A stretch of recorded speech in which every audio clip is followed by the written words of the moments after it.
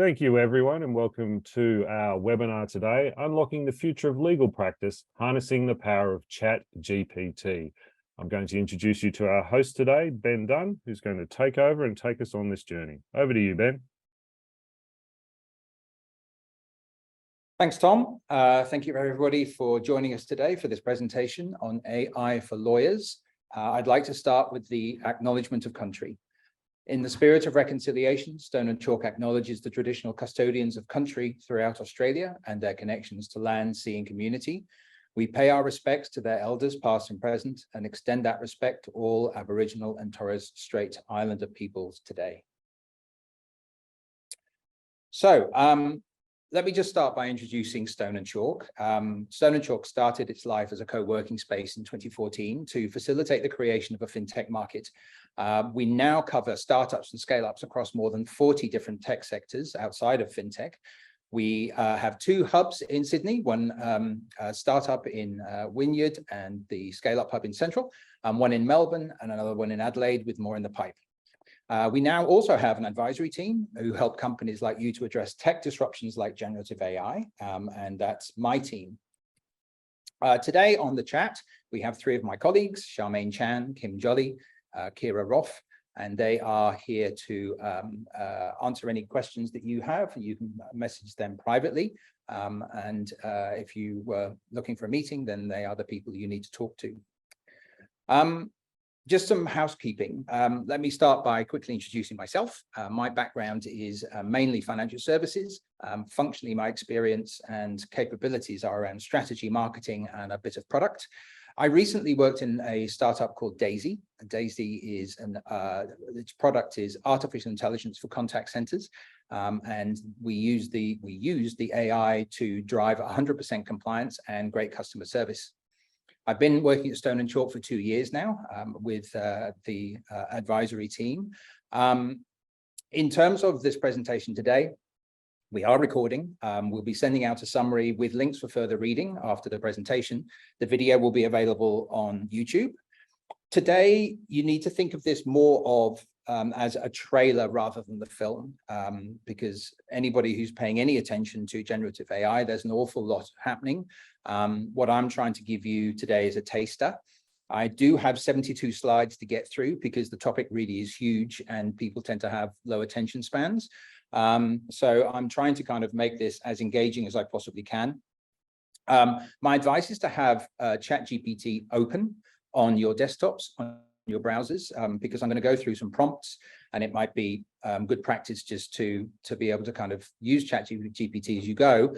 I'd also recommend that you subscribe the $35 that it costs, because that will give you access to GPT-4, which is significantly better than GPT 3.5, which is what you get through the free version. Overall, our message today is one of huge opportunity. So let's start diving straight in.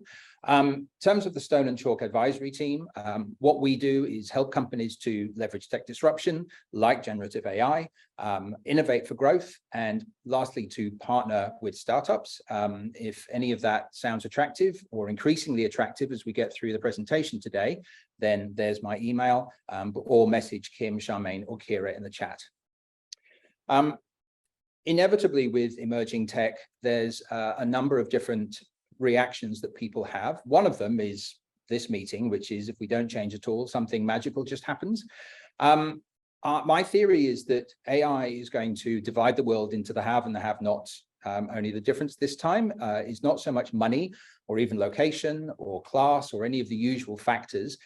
Today, I think it's actually going to be curiosity, and those who have curiosity enough to use AI on a daily basis are going to be the real winners here.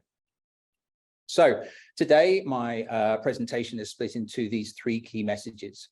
So firstly, generative AI changes the way we work at a very fundamental level. In a sense, it is a horizontal technology. It's something which impacts everything that we do. But you need that curiosity to kind of find out how it can help you in this particular instance. Secondly, prompts, which are the way that you talk to something like ChatGPT, are extremely powerful, flexible, but importantly, easy to use. So you don't need to be a coder, you don't need to be a developer, you don't need to understand if this, then that statements. It's a very, very straightforward way of talking. And I'll give you some examples of that later. And thirdly, we believe that there are significant opportunities available to early adopters. Now, throughout, because this is AI for lawyers, we're going to be giving examples in a legal context as far as we can, but the principles are general. So let me just start off with that first key message in terms of generative AI. I've done this a couple of times now with different law firms that we're working with. And one of the questions that tends to come up is, why is this such a big deal? I've heard this before, hype cycle.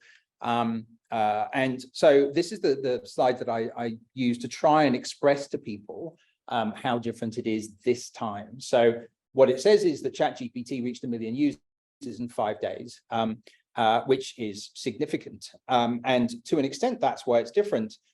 But why has that happened? And I think one of the first big reasons is that this time there's no infrastructure needed. There's no pipes to lay, no wires to lay. Nobody has to buy a device. Nobody has to get any kind of contract.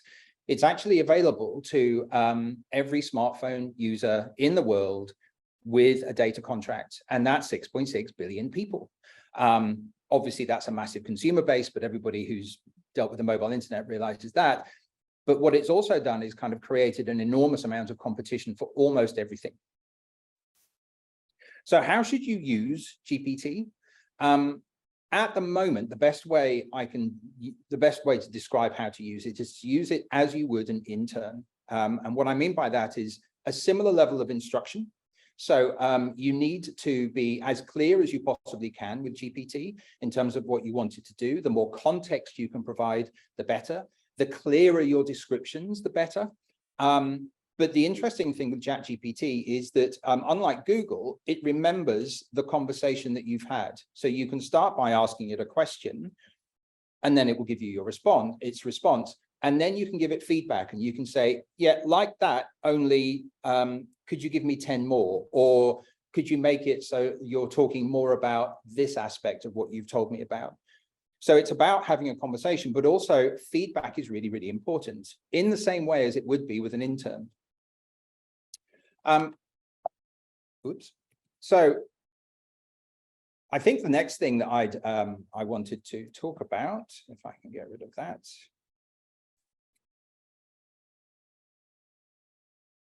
Is a concept called skeuomorphism. There's a guy called Chris Dixon, who's a partner at Andreessen Horowitz, and he was on the Tim Ferriss's podcast for people who are familiar with that. And he talked about skeuomorphism in the context of Web3.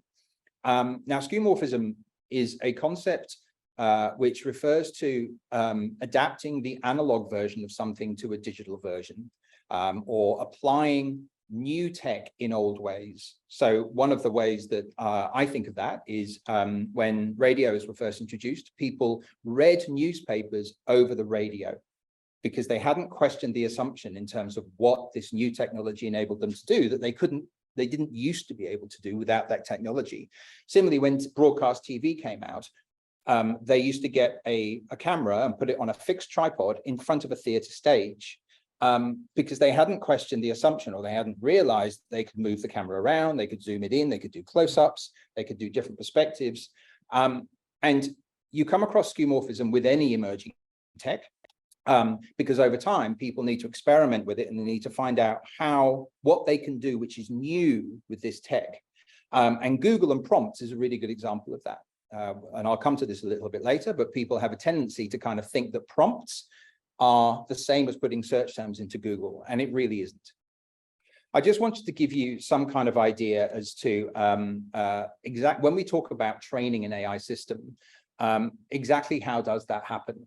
Now, I'm not going to go through anything like neural nets, but I thought this was, in the experience that I've had with the law firm so far, this has been a valuable way to explain it.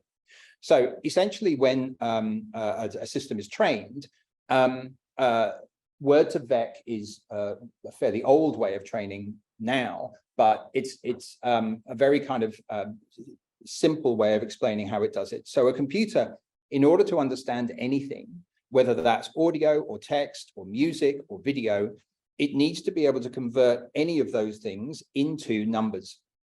So the first thing that it does is to take the text, and it might be Wikipedia or the Bible or whatever it's being trained on, and it will take a sentence, and as it comes across a new word, it allocates that word a new number. And you can see those words, 2 numbers across the top. For better visualization, what we've done is to kind of stretch it out long ways. And then at the bottom there, you can see the red parts of that are the word king. So once it's actually got all of those words into numbers, it can then deal in looking at analyze for patterns, and it can start looking for probabilities. And it's probabilities within those numbers which are the key to the way that artificial intelligence in general works, but certainly large language models.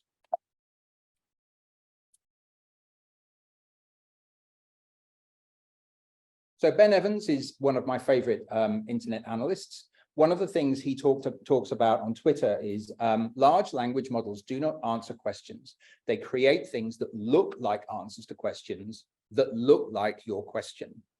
And I think this is a really important point. It's that, especially in the context of law, which is that GPT doesn't understand the meaning of the words. It's not even interrogating some form of database. What it's looking at is what the probability is, given what you've asked it to do in terms of the prompt. What's the likely next word in a sentence? So Ben talks about asking it to, what his biography is, and he gets a different answer every time. So sometimes it says that he started off in Oxford. Sometimes it says he started off in Cambridge. Sometimes it says his first job is at McKinsey. Sometimes it says his first job is at The Economist. Because he's not, the system is not interrogating a database that gives it a consistent answer as to who and what Ben Evans is. What it's doing is it's giving an answer which looks correct given the type of person that Ben Evans is. And similarly, just recently, people have been asking about the source. How do I know what source the AI has used for this particular fact? And if you ask it what the source is, the answer you will get is what the AI thinks a source might look like. So it comes down to probabilities. So what that means is that GPT is really, really good for some things, and we'll come to those examples in a minute. But what it's not really good at right now is facts. And that's a really, really important distinction.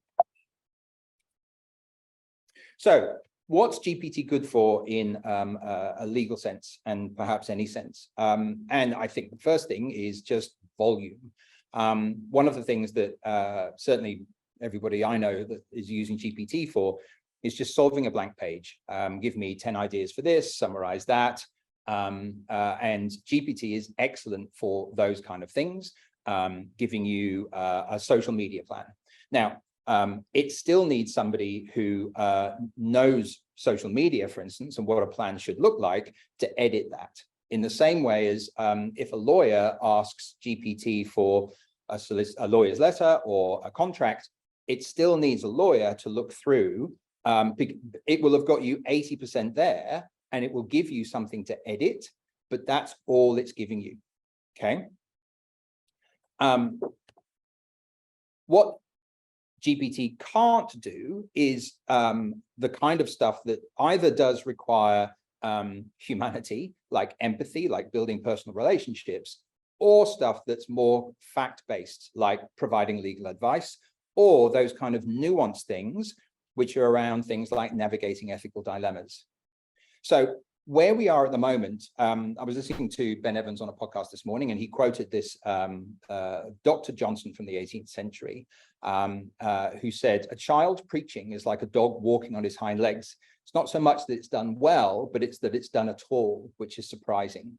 So right now, we're at that stage with GPT, where we're really, really impressed and a little bit amused by the fact that it can do this, and it's really quite clever.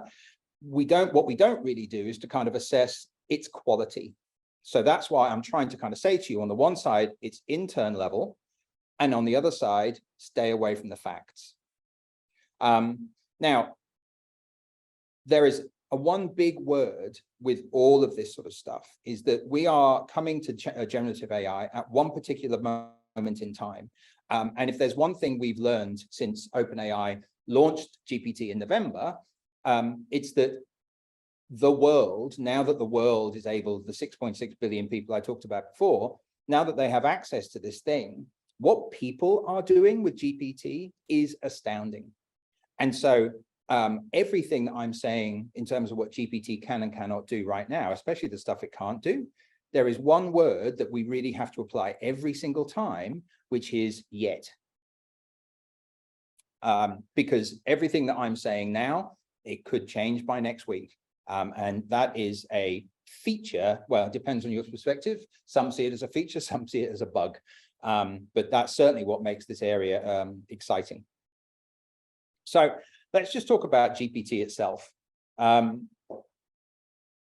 At the moment, the way that you look at GPT, you could be forgiven for thinking that its impact on the future of work could be overhyped. At the end of the day, I still have to use it in a very similar way that I use Google. I can't talk to it. No one's put it into Alexa or Siri, although you can get it through Siri, but that's a different presentation. You still have to leave a conversation, ask it stuff, read it, edit it, etc. So what's the big deal? Now, I was listening to a podcast a couple of days ago called Possible by Reid Hoffman, who's one of the LinkedIn founders. And he was talking to a lady from Microsoft called Jamie Teven, who is the lady who deals with the future of work for Microsoft. And she started describing the kind of things that we can see. And she said, in the very near future, from Microsoft putting GPT into their software. Now, this isn't Teams, but imagine it is. I don't really use Teams, but I've got my the way she described it. I would have my ever-present personal digital assistant, which I've called Jarvis, because I'm a big Iron Man fan, and Jarvis would sit there on a meeting and would listen to the meeting in real time, and as the meeting continued, offer me a range of different suggestions, reminders. It might go away, find some research, bring that back to me, give me sentiment analysis based on who's talking in the meeting, what they're saying, and therefore, what does that mean in terms of actions that I should take? Like, you know, in this particular case, Alan doesn't seem to be very happy with you, and therefore maybe you need to say something or do something to him. But also it can give me coaching in the moment. So what's coming is that GPT will be aware, it will be proactive, and it will be in the moment. Now, in a sense, this is a massive game changer, because on the one side, as I say, aware, proactive in the moment, but everybody will have this running in the meeting. So everybody has this particular superpower, and it gives you essentially what I think everybody has probably wanted, which is a button where you can just press brilliance and out it comes. Now, we've all wanted one of those. I certainly have. And I think what this means is when you're thinking about just the range of different talents and the different levels that people are at, that has a massive impact in the way that they can be assisted. Now, I did want to talk a little bit about the concept of apprenticeship, because clearly, in terms of the way that law has its apprentices, in terms of junior lawyers, it's an expensive business. There is a period of time where lawyers are trained. That has a kind of an initial high training cost, and value is kind of delivered over time. But GPT, in the way that I've just described it, could bring a very, very different way of training lawyers, not just at a junior level, but all the way through their careers. So one of the things that I did was to take some text that I did, and asked GPT to provide personal and detailed feedback on my work. And this is what it gave me. There was in the book that Reid Hoffman has written called Impromptu, that he wrote with GPT-4. One of the things he talks about is a conversation he had with a teacher. Now, in terms of the application of GPT to education, what you hear most often about is the worry that students are going to use it to cheat on essays. The conversation that Reid had with a teacher was that she was using it to give much more detailed feedback to her students on the essays that she was marking than she could give herself. So in the same way, instead of junior lawyers or lawyers of any level needing coaching or mentoring from a more senior colleague, it's not that GPT removes that need, but certainly it provides some more assistance than is available today. Similarly, I can ask GPT to assess my writing and tell me where I sit relative to my peers. Again, that's something which is actually kind of really difficult information to get, but it becomes a real training leveler because I'm able to get individual ratings from GPT in a way that I wouldn't necessarily be able to get today, or at least certainly not easily. So one of the implications of GPT is hyper-personalization in a range of different circumstances. And hyper-personalization is usually used in a marketing context, but it could also provide a hyper-personalized way to get training and feedback. So what does that do? Now, usually we have the kind of the bell curve that tells you, you've got low performers, top performers, average performers.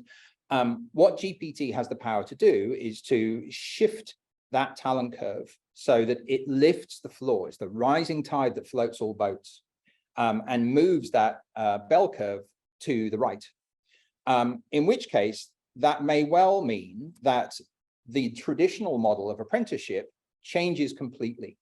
So what if GPT didn't just take on the volume grind work? What if it did provide in-meeting coaching? What if it did feedback to juniors on their performance, both in meetings and their written work, to a level which the partners don't have time to do? So potentially this could shorten apprentice time, reduce training cost, increase the quality of training, reduce the amount of partner time taken, bring forward the moment when the junior delivers value, radically increases the amount of total value delivered, and radically increases the return on investment at a reduced cost. But that then has implications for the diversity, the way that people are competing within the market.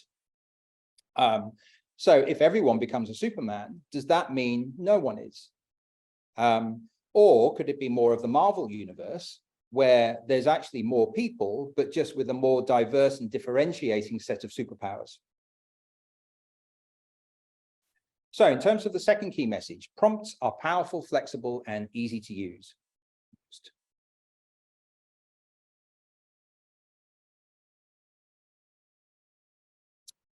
So let's start with what a prompt is. It's not Google. As I said before, this is skeuomorphism, where, and everybody starts this way. I hope they do, because that's how I started. Because you're presented with a ChatGPT with a very similar kind of user interface. You've just got that letterbox. There's no buttons. There's not even I'm feeling lucky. There's just the letterbox. And so usually people start with something that they might search Google for.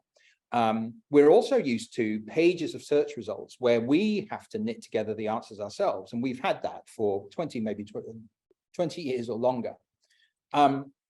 But prompts are specific. The more specific they are, the better the output. As I've said before, GPT remembers the previous conversations that you've had with the chat. And like an intern, you can give it feedback, ask it to do it again, ask it to continue, ask it to give you 10 more options. And it won't roll its eyes. The challenge is that because of the way that this user interface is, it doesn't really give you any tips. It doesn't it's not like there is a button that's marked brilliance and you can press it. And one of the big problems is that nobody ever sat down and made a list of things that never occurred to them. So the only real way of coming up with or getting better at writing prompts is practice. So just by way of example, no consultant presentation is complete without a 2x2. And so what I've done today is just to kind of have my axes are complex things that you want to achieve versus simple, and the mechanical versus the creative. And so I just wanted to kind of walk through some examples here. But as I said in the bottom right-hand corner of this slide, stay away from facts. All of these things, whether explain or imagine, they don't ask it to do anything that looks like interrogating a database. So the first thing you can ask it to do is, based on a brief, you can ask it to write a letter for you. As I said before, it provides 80% of the response. Now, some people do take that text, drop it into an email and send it off. I would say that's unwise, particularly in a legal context. But one of the things you can ask it to do is to write letters, write reports for you, and write like you. So you can give it an extract of your style and then say to it, analyze the writing style and write about building a business as the above author would write. You can ask it to give you tips as to how you can write better. So this is some of my writing. It's given a list of improvements that it's made at the bottom there. And in the same way, as I mentioned about training before, GPT can help you to get better at your writing. Then we get into imagine. There's a number of people on the web who are asking GPT to help them to build businesses. And sometimes, one method is that they take their CV and they say, this is who I am, that's my skills and capabilities. I am looking to build a business which creates income of $5,000 a month passively. So I only spend 4 hours working on it. Give me some ideas. These are the kind of outputs that GPT gives as a result. Then you can also ask it to generate the step-by-step roadmap for each of those ideas and the marketing strategies. And this is what it does. Then you can ask it to imagine a number of taglines for your startup. In this particular case, suggest 20 metaphors, describe the benefits of the company that I've called Kramer. And so in terms of again, of staying well away from facts, but you can ask it for 20 metaphors and then 20 more and then 20 more until you find something that you really like. And then you might say to it, produce 20 variations of that particular metaphor. So you can keep diving into the detail. In terms of illustrating, explaining, I Googled a complex concept in law, and Google told me that rule against perpetuities is one of those things. And so I asked GPT to give me an explanation as if I was a 5-year-old, a law student, and then to give me that law student response, but only this time do it in 100 words. So in terms of summarizing and teaching on new concepts, GPT is excellent. You can also give it very, very high level rough notes. And in this particular instance, the notes are an idea for a startup. And then from that particular set of notes, he said, turn the notes into a project plan, and GPT does. Turn that into that project plan into a business model, and there it is. Turn that, create 3 variations of the marketing plan, and there it is. Brainstorm 5 hires at the company. And then dig into the compensation and give me more detail as to what that compensation might look like, but that starts to get dangerously close to facts.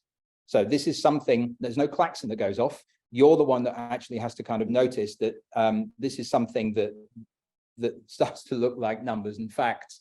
But the problem with GPT is that because it speaks normally and it speaks like us, we give it, we anthropomorphize it. We make it, we greet it, what it says, as we would just a normal person, and that would be wrong. Now, the good news is, in terms of prompts, that more and more people on Twitter are coming up with these kind of clever self-reflexive prompts, which is where you ask GPT to tell you what you should prompt GPT with. This is a great example of the kind of prompt that you might do. So you don't even have to work that hard anymore at writing prompts. But what has really kind of taken, I think, certainly the technical world by storm is this concept called auto-GPT. And the way that auto-GPT works, if you imagine one GPT at the top, and you put in your question, whatever that is. And in this particular example, using an auto-GPT called application called Agent GPT, I've used Stone and Chalk's purpose, which is how can Australia be transformed into a tech-driven economy? So that's what I would put into the GPT at the top. What then happens with whatever you've asked it is it then splits that question into subtasks and sub-questions, which is what you would do, only rather than concurrently, you do that consecutively, working with ChatGPT, right? So what AutoGPT is, and you can see it on the right-hand side, it says current tasks. What it's done is to split my goal into the different tasks. And then what it does is it takes each of those tasks and goes off to an individual instance of GPT and asks that GPT and then comes back with the answer and then summarizes all of those answers from all of these different GPTs to answer my single question. So anybody you can go to Agent GPT, I think it's agentgpt.com, and you can put in a goal like this, deploy the agent and see what happens. There's various kind of issues with this, not least rabbit holes, because this thing can just keep on subdividing tasks, and somebody needs to stop it. But nevertheless, in terms of a concept, there are people who believe that this is one route to artificial general intelligence. Whoops. Now, there's a lady on LinkedIn who asked if I could cover data privacy in this.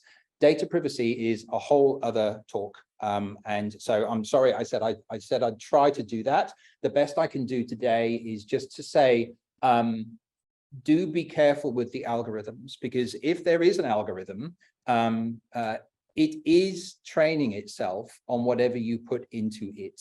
And the likes of Google and Amazon and Facebook have been doing that for many, many years. And they trade, you know, the free search that you get with Google for that data that comes back. Now, what's happened just recently, and I think it's just last week, OpenAI have given you the option to opt out of your chat history being used in training. And if you go to settings in the bottom left-hand corner of ChatGPT, you can slide that across and it won't use your training data. Equally, you can opt out from OpenAI using anything from your company by filling out a form. And that's something that they also offer on their site. So that's worth knowing about and looking at. So my last key message: significant opportunities available to early adopters. Again, no consultant deck is complete without Michael Porter's 5 forces model, but it is extremely useful in this instance. For those who aren't familiar, Porter's 5 forces is a framework that helps to analyze the competitive landscape of an industry. So it uses these 5 key factors to evaluate the industry. And by understanding these forces, you can identify opportunities and threats, gauge the industry's profitability, and make informed decisions that helps a business determine its position in the market, recognize areas where it can leverage strengths or improve weaknesses, and craft a competitive advantage to succeed in the industry. So looking at this present situation, we believe that there is huge opportunity, but generative AI is going to require innovation in order to unlock those opportunities and rewards for individuals and firms who embrace it. Now, on Twitter, there's a guy called Sam, and he tweeted this. Everyone thinks that AI is going to eviscerate the legal profession. This is wrong. AI is going to make both generating and processing nearly infinitely long and complex contracts, leading to 10 times the lawsuits and a flourishing legal business as a major part of GDP, just like finance before it. So essentially what he's saying is it is law, but it's just not how we would recognize it. The fact is that GPT may well impact all sorts of aspects of the law as you currently understand it.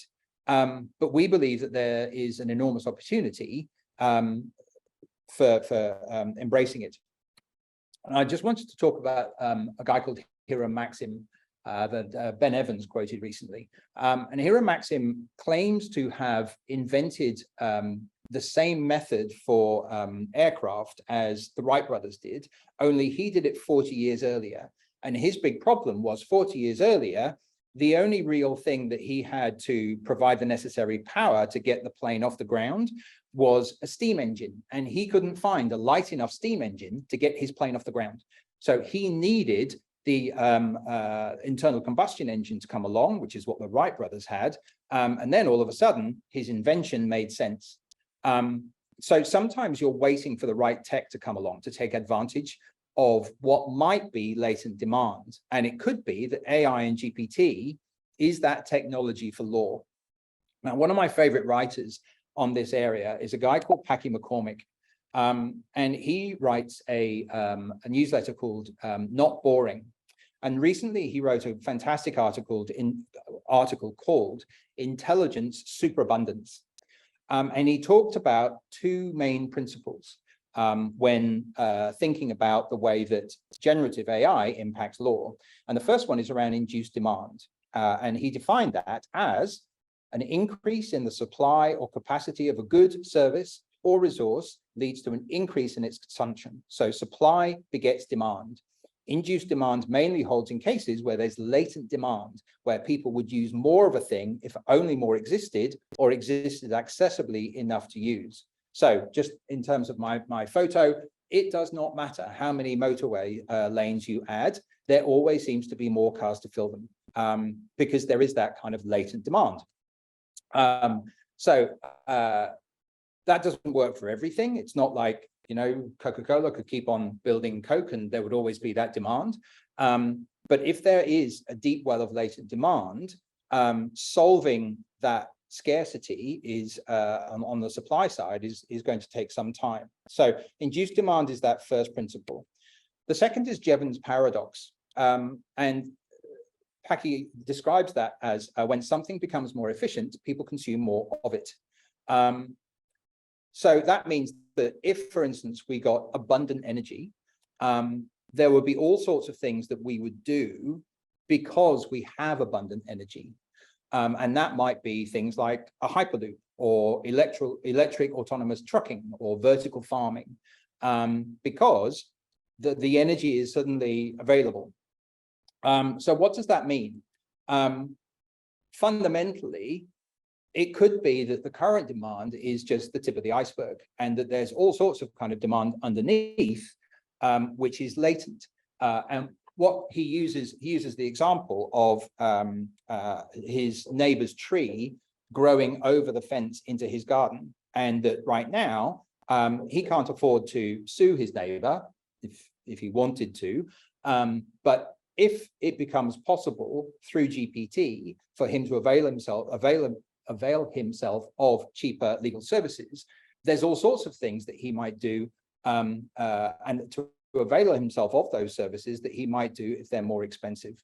So what he asks is, will AI take lawyers' jobs, or will we simply sue each other more? Will it take designers' jobs, or will we demand better design? Will it take doctors' jobs, or will we all demand our own concierge doctors? Will it take engineers' jobs, or will we demand more personalized and higher quality software? So in terms of the Porter's 5 forces I talked about before, if we look at the power of buyers and threat of substitutes, there is that threat of kind of DIY law. And in a sense, this isn't anything new. There's been these kind of legal websites around for quite some time, but not based on something as attractive as generative AI. And so that idea of kind of DIY law in these particular cases are much more sort of consumer facing. But I can imagine that it's only a matter of time before this type of approach becomes something that we see in other areas of law, other kind of customer segments. But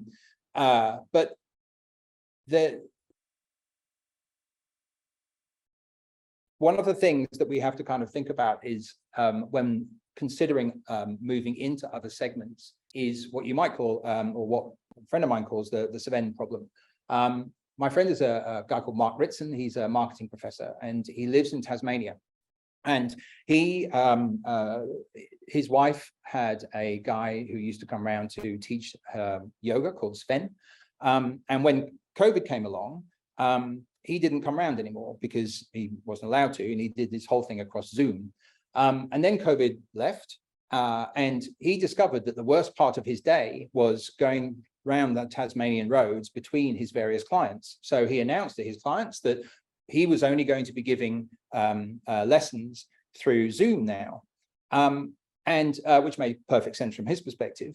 And then Mark's wife started discovering that there were all sorts of other yoga teachers who were also offering yoga via Zoom that were a lot cheaper and better than Sven.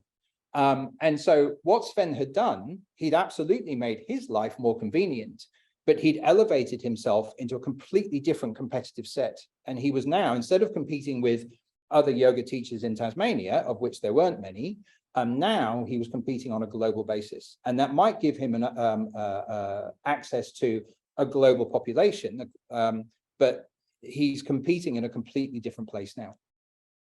So what we do, one of the exercises that we take our clients through is how you deal with something that looks like a target-rich environment like this.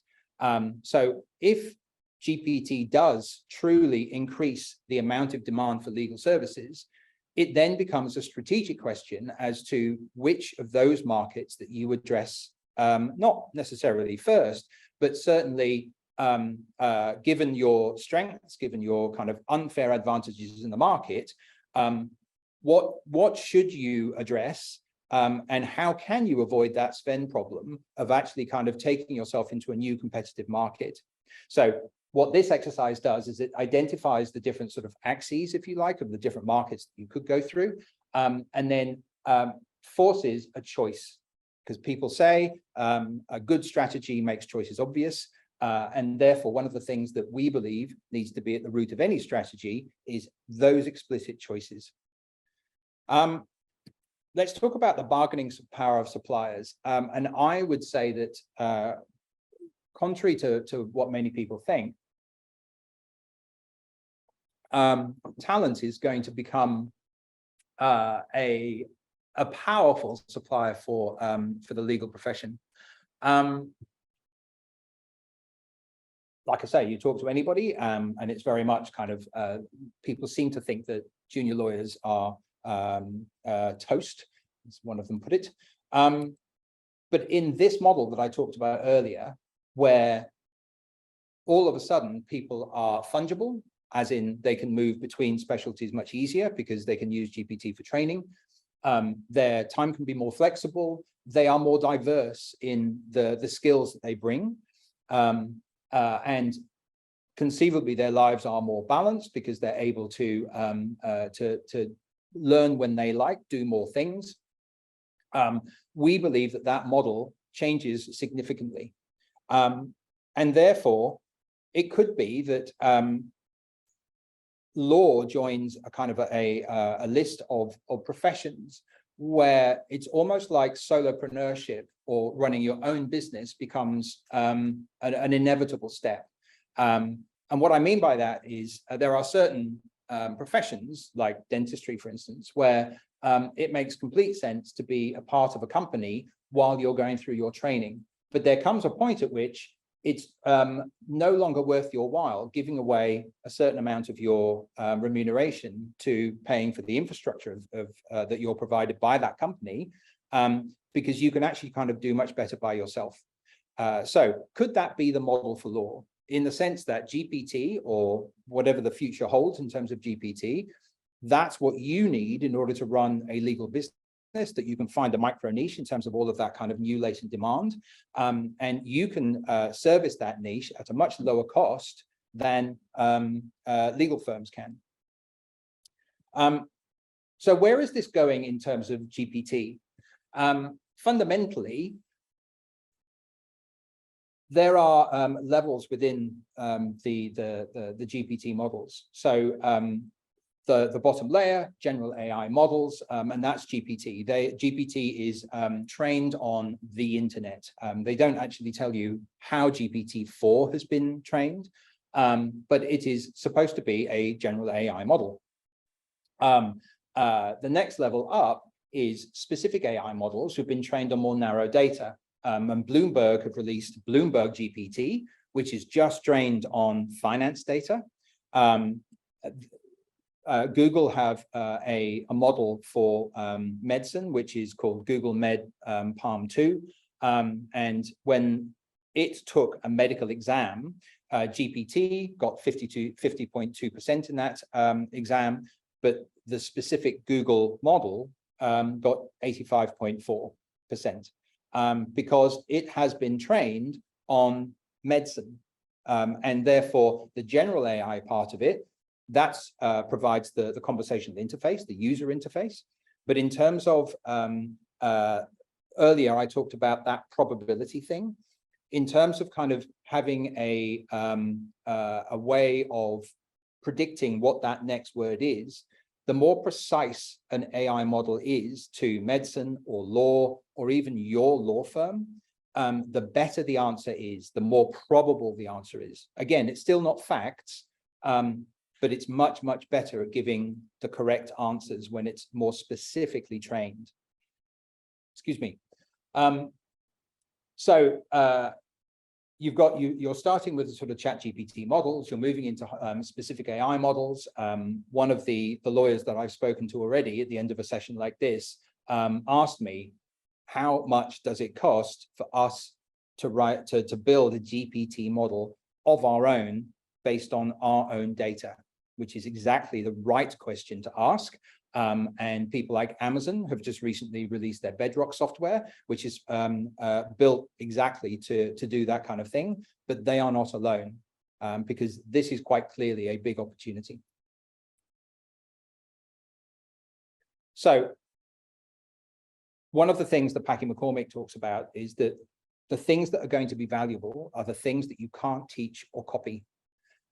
This is not going to be about AI replacing you.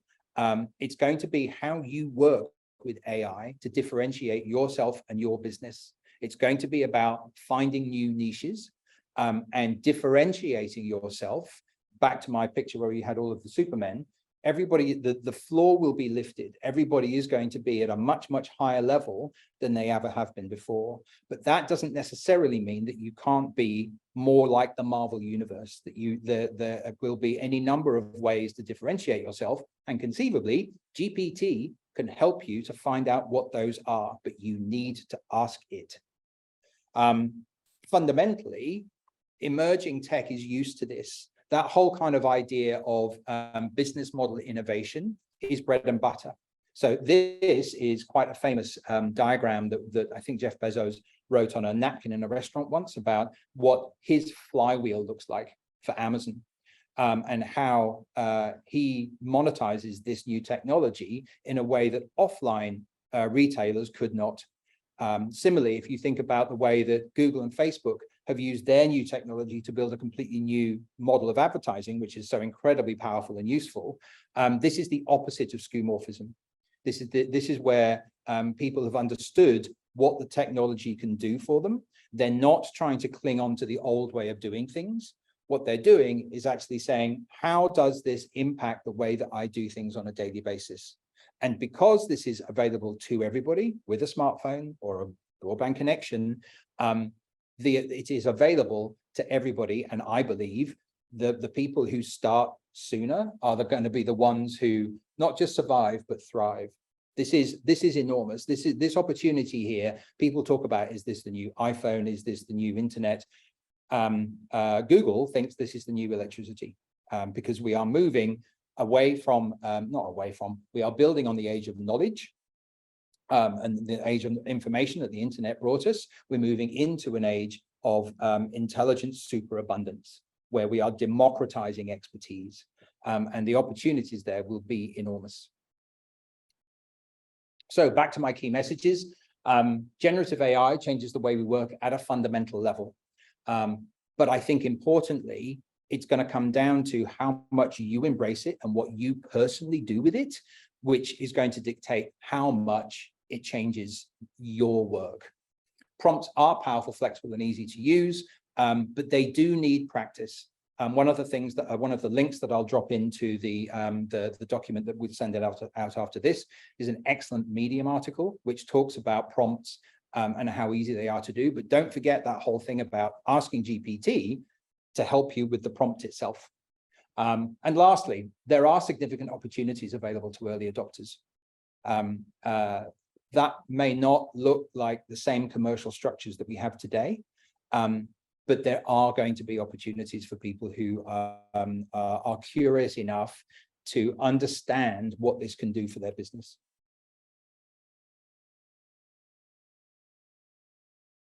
Oops.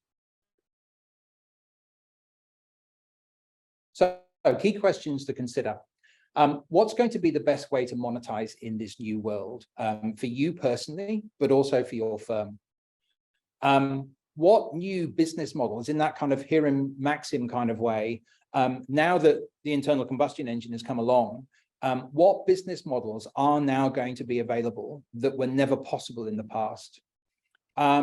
In terms of AI applications, I saw there was an article in the AFR about how Gilbert and Tobin are offering a $20,000 bounty to anybody who comes up with new ideas to streamline work with AI, which is a fantastic thing to have done. There are, forget all of the stuff about stay away from facts, absolutely stay away from facts, but there are near-term applications that can provide a significant cost advantage to any firm that finds them. And lastly, what can you and AI now do together that you couldn't do previously? And that's a really, really important question. So in terms of next steps for us, as in Stone and Chalk, we can help in a variety of ways to help you to join the revolution. We offer strategic workshops to leverage this tech disruption, because that's kind of what we do with all tech disruptions.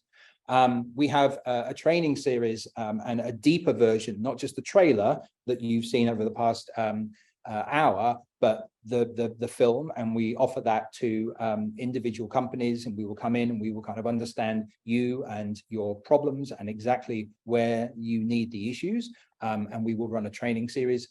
And the last thing is that we have a database of we have 600 residents, but we have a database of 4,000 companies, and we can help you partner with the kind of startups that do understand generative AI and can help you to disrupt the market. So there is a number of ways in which we can help, and we would love to. If you want to learn more, you can either email me or Kim, Charmaine, or Kira.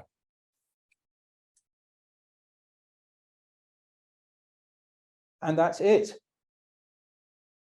Thank you, Ben. That was fantastic. We've got a couple of minutes left, and we do have some questions in there for you to answer. Okay.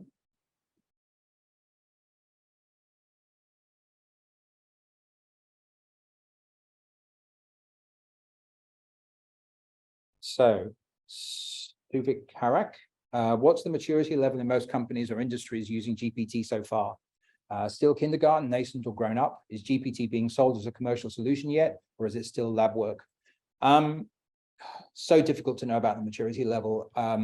We have clients who are only really talking about it for the first time now, but I think people are a bit shell-shocked. I think the rate at which this has changed, the rate at which this has been introduced. I have a friend who's a data scientist, and he got a kind of an early look at GPT-4.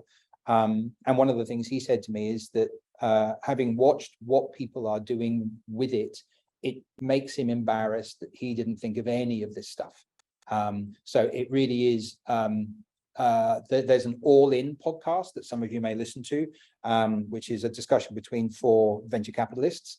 And it's quite clear from that discussion that they have no idea where this is going, and they're certainly not going to be investing yet. So it's really, really difficult to know.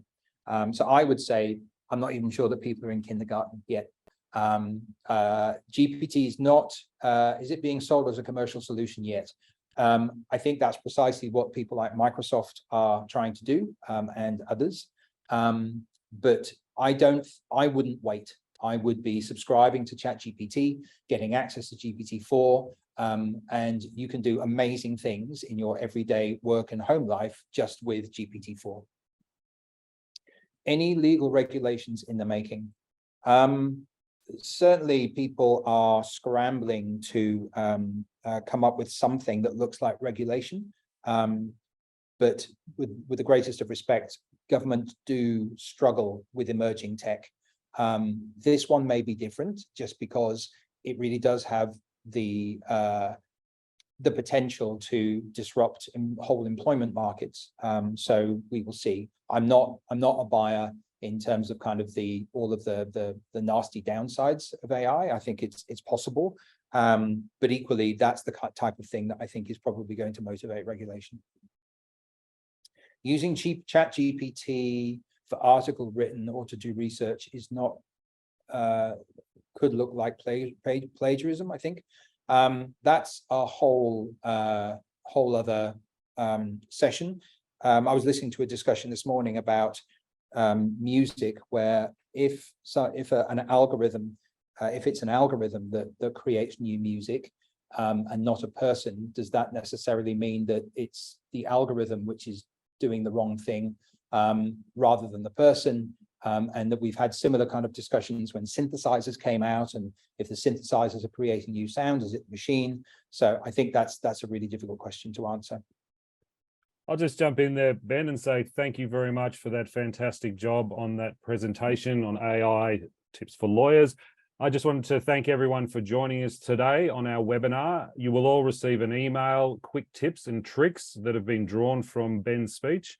And please reach out. This will be available on YouTube within 24 hours on the Stone & Chalk YouTube channel. And please reach out, visit the Stone & Chalk Group website, and connect with us. And if you'd like more information, please dive in. And Ben and the team would love to connect with you and provide you a deeper briefing to help you figure out the right solution for your law firm or practice. Thank you again, everybody, and have a lovely day.